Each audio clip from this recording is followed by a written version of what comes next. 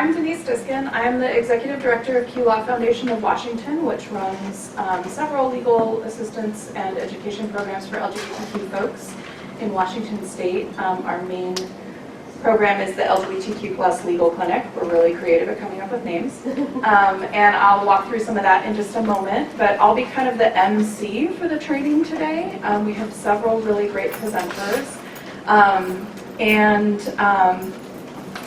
And yeah, my job in the next half hour is to kind of give you an overview of what Q Law Foundation does, what the LGBTQ Legal Clinic does, what our partner in this work, Entre Hermanos, does, and to kind of get you familiar with that, particularly if you are a potential new volunteer. I know some of you are experienced volunteers because I see you and I know you.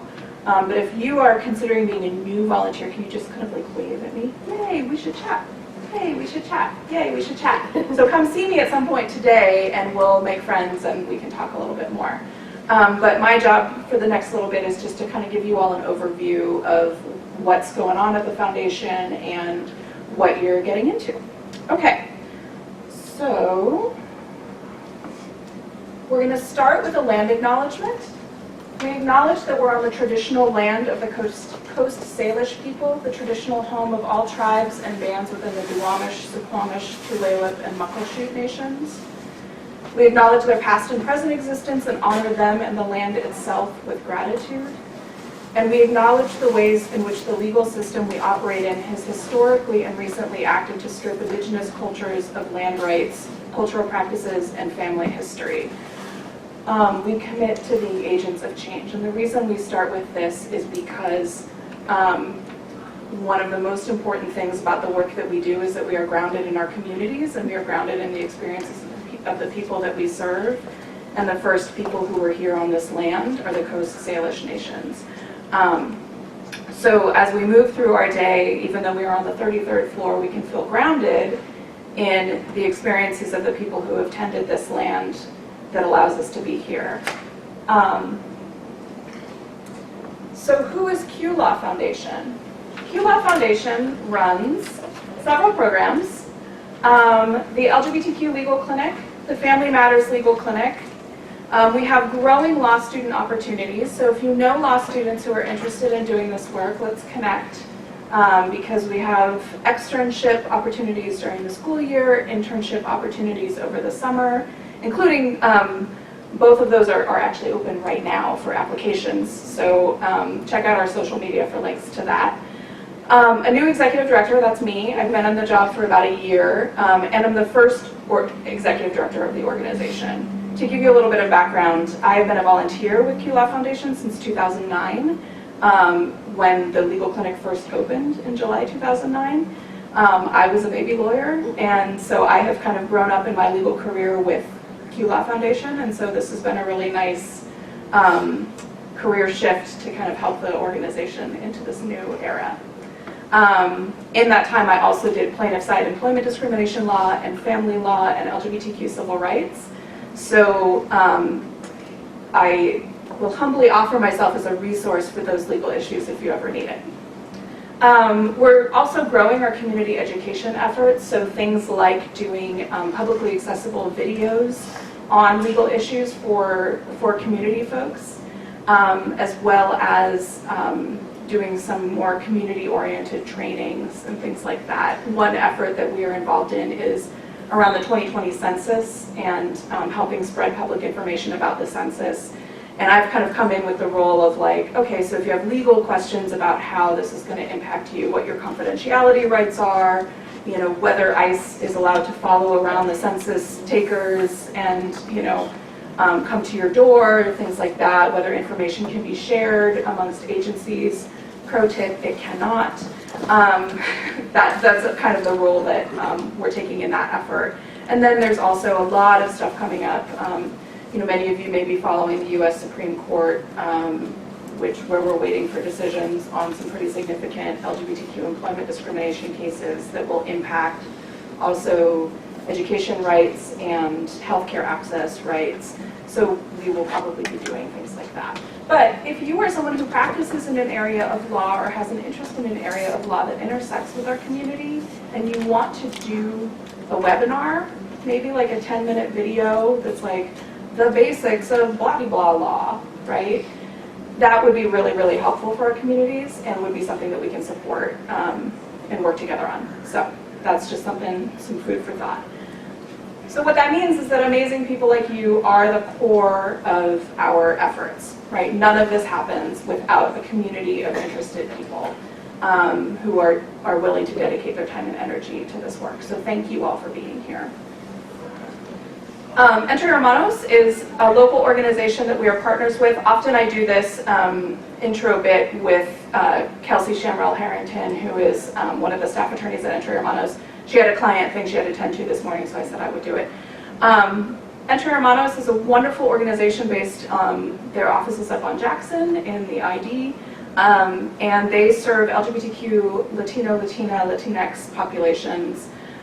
They do HIV prevention, supporting folks living with HIV, community health education, workplace advocacy, and now recently just started being able to do immigration legal services as funding has opened up for that. So they now have 3 staff attorneys on their team. You'll hear from Robert later today, who has been practicing immigration law for a very long time, and will run through some of the basics of LGBTQ immigration issues and issue spotting.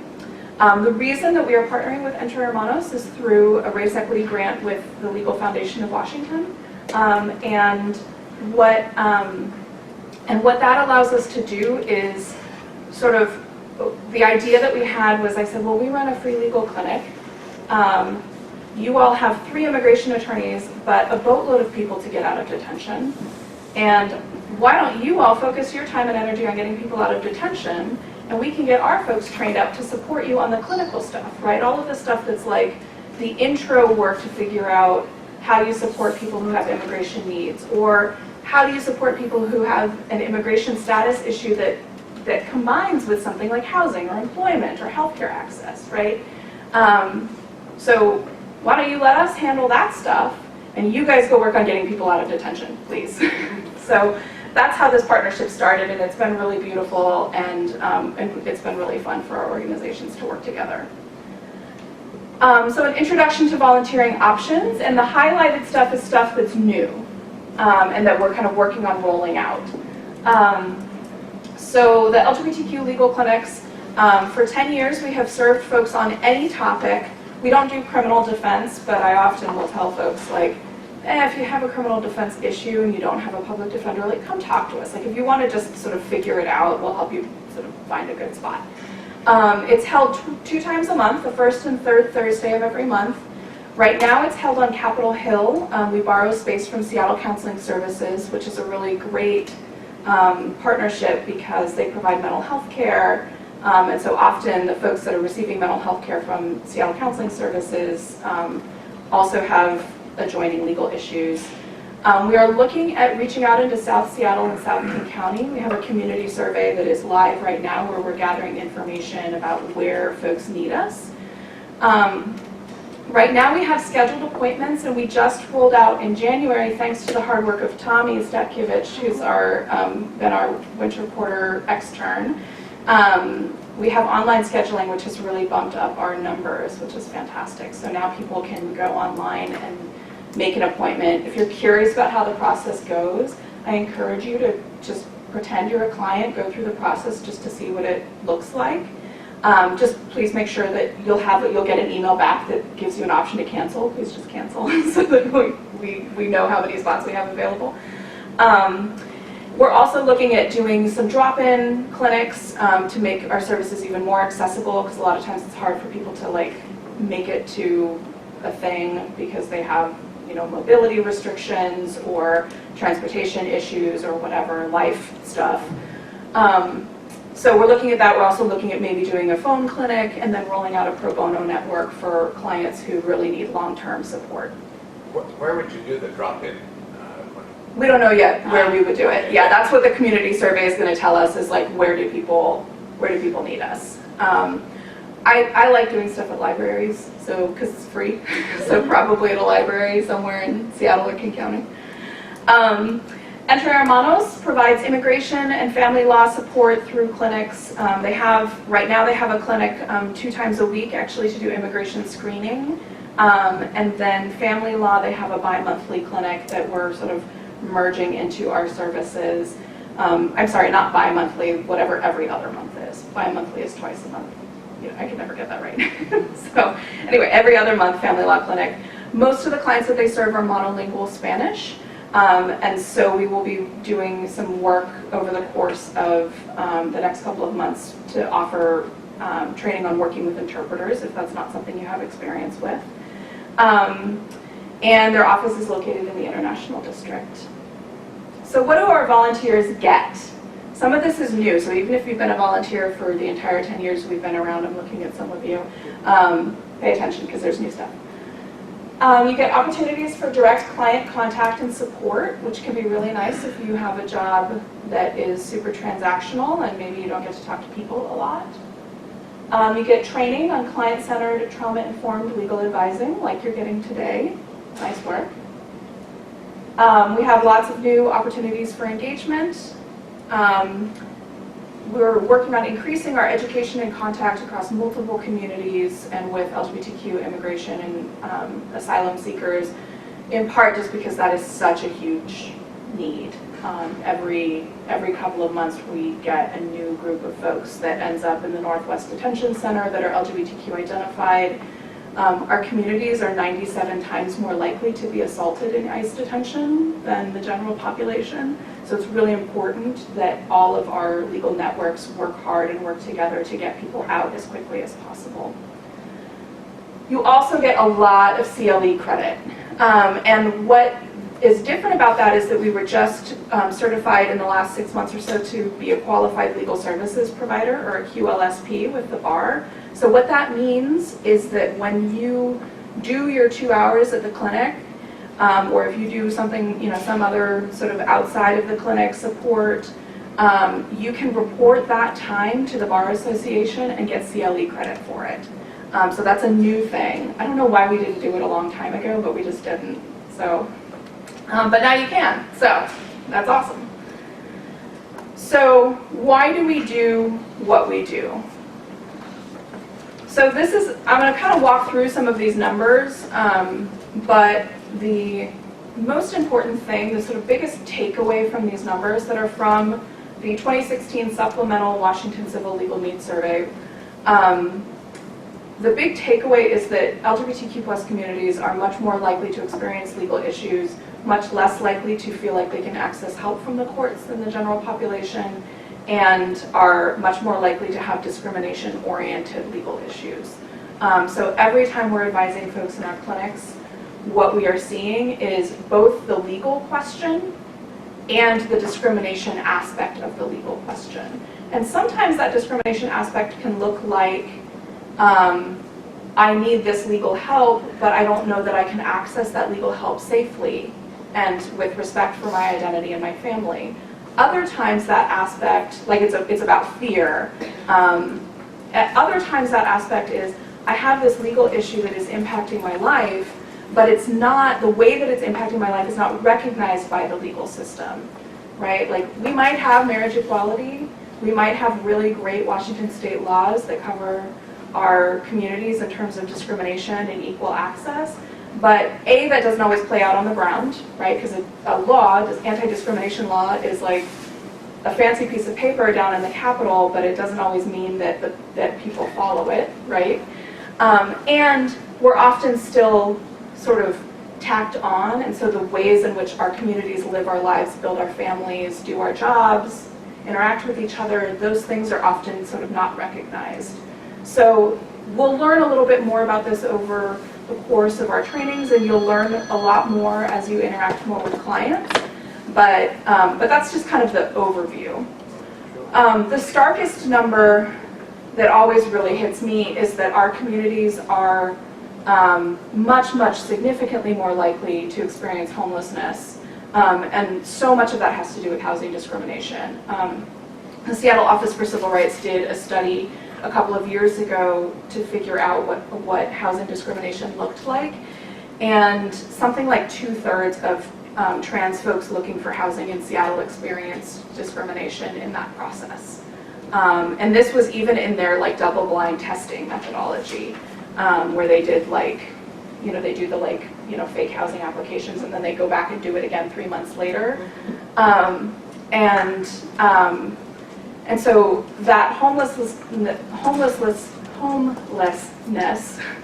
number is reflective of that discrimination. It's also reflective of employment discrimination, because if you can't keep a job because your employer doesn't appreciate your queer identity or your trans identity, it's a lot harder to pay rent, right? Our community is also much more likely than the general population to report being a survivor of domestic violence and intimate partner violence. So those are things that that you really, when you volunteer in our clinics, this is why we do so much orientation around client-centered communication, right? Is because you're not just sort of talking with folks who are walking legal issues, right? You're talking with folks who have these big, complex lives and often a lot of trauma. And so when they're coming, like, nobody calls a lawyer because they're having a good day, right? Like, I feel like that's going to be like on my tombstone, right, at this point. But so when they come in, they're coming in with all of these things, right? All of these different impacts. And so they might be coming in to say like, I want to, write a will. Okay, that seems pretty straightforward. But when they're talking about it, they may also be carrying all of these other concerns too. So it's just important that we really look at our clients as whole people, and that's part of why we're doing what we're doing today. I also really want to point out the percentages on denial of shelter access. That refers to homeless shelters for unhoused folks. To me, that's a really stark disparity that is sort of screaming out for some policy remedies. I have lots of feelings about why that number is so disparate for our communities, and we can talk about it offline, but I think that that you don't see a disparate number like 9% difference if there isn't some really big issue going on that's specifically about our communities. We're also just more likely to experience discrimination on the basis of race, disability, immigration status, and often that is like, those things are intersectional. They can't be like pulled apart of like, oh, I couldn't go use that business because I'm queer or because I'm a person of color, right? Like, you often can't tell the difference. And so that's something to kind of, that's one of the reasons actually that we're doing some race equity centered client communication training today, is because you can't tease those things apart. They always come together. And people who are discriminating, and I'll tell you this from 10 years experience doing employment discrimination cases, they don't actually care which protected class it is, right? They just know that like, they don't like you and they're gonna be a jerk about it, right? Like, they're not getting real scientific about like, well, I would be okay if you were just a person of color, but you're a queer person of color, so whoa, like, that's not actually how it plays out. So some other numbers just to kind of think about is that 34% of our communities don't believe that they can access the courts for protection. And so again, that means that your first remedy for your client is not going to be usually like, okay, so what are you going to go down to the courthouse and do? Which law are you going to use to protect yourself? It can be that, but we're going to start with our community's expertise, right? What is the thing that you can do today to solve your issue? What is the thing that is in your power? Because if you are saying like, well, your first stop is going to be the courthouse, people are just like, well, no, never mind, right? The cost-benefit analysis is that I would rather live in this discomfort or find another solution when we have all these other tools that we can offer. So specifically talking about trans folks, I think of trans folks particularly as being in a pretty difficult sort of cascading cycle. So when you see things like, legal problems tend to cascade. That's why earlier we saw this statistic that was the general low-income population experiences 9-point-something legal issues per year. For LGBTQ folks, it's 10-point-something. And a lot of that is like cascading, right? The legal issues compound on each other, right? You lose your job, and then because you lose your job, you lose your housing. Because you lose your housing, your job, you also lose your health insurance, which means that you have bills that you can't pay, right? Like, da-da-da-da-da down the line. So that's particularly stark for trans folks, and what we see in LGBTQ communities generally, but particularly in trans communities, is that folks are, they don't have the safety nets that cisgender and straight folks have. Often folks are experiencing family violence or have been ostracized from family, and so that is a huge issue. That means that when you have a legal issue like, oops, you lose your job, or oops, you need a place to stay for a couple of months, it's not your mom's house, right? It's not your aunt's house, right? You might not have those family resources. 30% of folks report firing, harassment, or assault at work. So that is a really huge number. I don't have the stat at top of mind of how different that is from the general population, but the short version is very different. And that then causes housing issues, and then causes a 29% rate of poverty for trans folks specifically. So those are really significant numbers. And again, context for you to have so that when people walk in the door, you're sitting down with them at clinic, you're appreciating kind of the full context that they live in. So what are the values that we bring to this work? I've been doing this work for about 10 years, doing legal clinic work with LGBTQ folks for about 10 years. And one of the things, and as a person who's been in queer communities for about 20 years, one of the things that is most important to me is that our communities have so much expertise. They walk in the door with so much expertise. And so when you're talking with folks, you know, one of the core values of queer communities is that we take care of each other. And, right, we don't always do that in big systemic ways, right? We're not often great at being anti-racist, for example, in our queer communities. But one of the ways that we take care of each other is that we share information, because we're used to being, you know, we have this generational culture of not being recognized in state systems. And for those of you who have heard this anecdote before, forgive me, but I'll tell you, when I came out 20 years ago, I was very lucky to come out into a community that was about 60 to 70% trans-identified folks, which is a little unusual. And so my queer communities have always been sort of the QT side of things as opposed to the LGB. I love the LGB, sure, but you know, my people, my communities, my friends, my family is more queer and trans folks. And 20 years ago, I was living in Santa Cruz, and a bunch of my friends were transitioning, and they all knew that the way you change your driver's license is that you keep your thumb over the gender marker while you're using it until you passed well enough that you could go to the DMV and say, I'm so sorry, this is a typo. And there wasn't any policy in place. There was no form that you could fill out. There was no X gender marker, certainly, right? None of the nice stuff that you'll learn about from Al at Ingersoll and Ellis from Department of Licensing, none of that existed.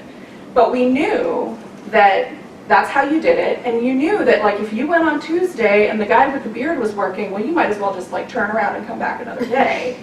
But if, you know, the lady with brown hair was working, like, great, you're gonna be just fine, right? And so these are the things that our communities taught each other.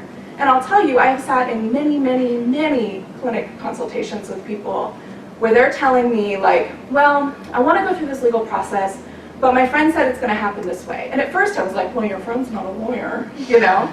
And then I was like, wait a minute, when was the last time I was in the courthouse getting a legal name change for somebody, right? But their friend was there last week. So they actually specifically know more about this than I do.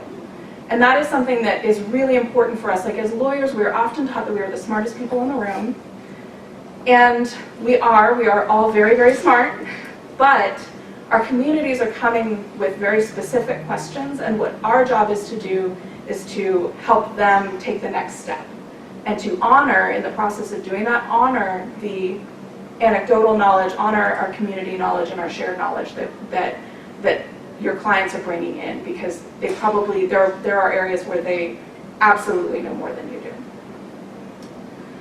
Okay, so a couple more things. Some stuff about building trust, and this is just kind of a like best practices thing. Our community's terminology changes all the time. I'm constantly learning new stuff, even though I've, been a dusty old queer for a really long time. And I love that, right? Like, I love that our communities are constantly coming up with new ways of describing and naming our experiences. It's really beautiful. And so what that means is that I'm listening to my clients for how do you describe your sexual orientation and your gender identity? And then I use those terms, right? And so that's one of the core premises, the core values that we bring in, is that our clients get to describe themselves for themselves. How do they describe their important relationships? What are the names that they use? And those are the names that we're going to use with them. Doesn't matter if you've ever heard of it before, if it fits into the LGBTQ alphabet soup, right? Those things don't matter. It just matters how they experience it. Ask what name your client is using. We are updating our intake forms in the next couple of months, so we'll try to make that a little easier for you to gather and see. But a lot of times what I have found is that people, because they're coming to talk to a lawyer, they think they have to give their legal name. I actually don't care what their legal name is. You don't need to care what their legal name is. In the clinic context, does not matter what their legal name is. So it's really helpful to say, well, what name do you want me to call you? And that can really help in the first 10 seconds warm up your relationship with the client, because you don't know if the name that's on the form is actually the one that they want you to use. What does your client think happens at the courthouse? And why do they think that? That goes back to that community shared knowledge that I was talking about. And then what solution do they want? These are the questions that you ask in the first 10 seconds, right? Because what you need to figure out is, does the person want to, before you launch into a long thing about landlord-tenant rights, find out what they actually want to have happen. Because maybe they don't want to fight with their landlord. Maybe they just want to know how to send an email that explains their position legally, and then go find a new place to live, right? Because they just want to sort of say their piece and be done, and that's what you want. That's what they need your help with, is how to explain to their landlord maybe what the law is, so that they never do something terrible to somebody else. But they don't want to go down to the court and file a thing. That's fine, right? It's a pain. You get to decide if you want to do that or not. So respectful questions for your clients are always okay. Do ask what people's gender pronouns are, because I guarantee you, if you don't ask, that will be the client that you will mess up with, and I speak from personal experience. And we'll say, not only is that the client that you will mess up with, but that is the client who will be really hurt that you messed up. And they are totally entitled to that experience and to those feelings. And, like I said, I've been doing this for a really long time, and I still mess up, and it is okay. And the way that you manage it is to just ask respectful questions when there's something that you need to know. Don't ask respectful questions about things you don't need to know. And then at the end of the day, our clients are going to remember maybe 10 to 20% of what we tell them, right? So that's important to remember, is that, the inclination with lawyers in the training that we get is to issue spot, right? That's what we all learn to do on the bar exam, is you get one giant fact pattern and you pluck out the relevant details, and then you barf up all the legal solutions that you can think of, right? And that's often how we interact with clients. And I say that from personal experience. This is something I notice in myself. And they're not going to remember all of that. And if you start looking, you'll start to see there's a moment where people reach their max and their eyes, the expression in their eyes change. I really look for that, because I'm okay, you're no longer taking in information. Not because you don't want to, right? Not because it's not good information, but because we have officially hit the max. So let me take a step back, and let's reorient the conversation a little bit. Because what's most important is how our clients feel when they leave. Do they feel empowered? Do they feel like they have, the footing that they have for themselves has been affirmed by you?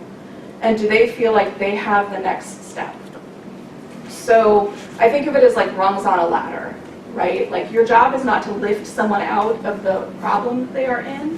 Your job is just to give them a rung or two on the ladder, right? And to show them, if they have a couple of rungs to climb out on their own, like, show them, like, hey, you've got that. So go ahead and put your foot on that. That is real stable. You're doing a good job with that.